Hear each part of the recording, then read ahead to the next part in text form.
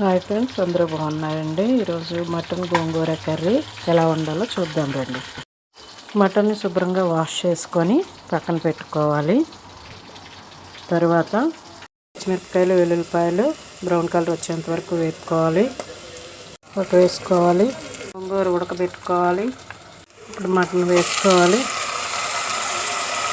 పసుపు వేసుకోవాలి. సాల్ట్ వేసుకోవాలి.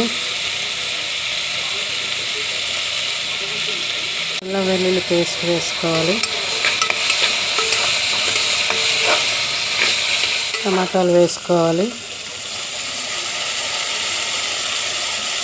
తర్వాత కారం వేసుకోవాలి.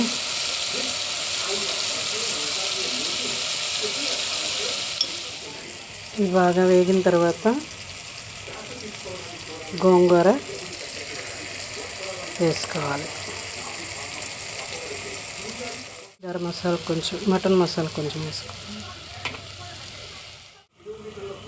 ఇప్పుడు కొంచెం పులుపు వేసుకోవాలి.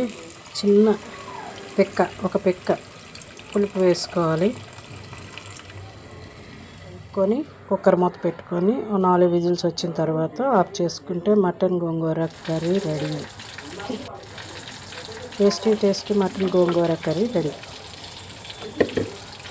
మీకు నచ్చినట్లయితే సబ్స్క్రైబ్ చేయండి, లైక్ చేయండి, షేర్ చేయండి. Thank you.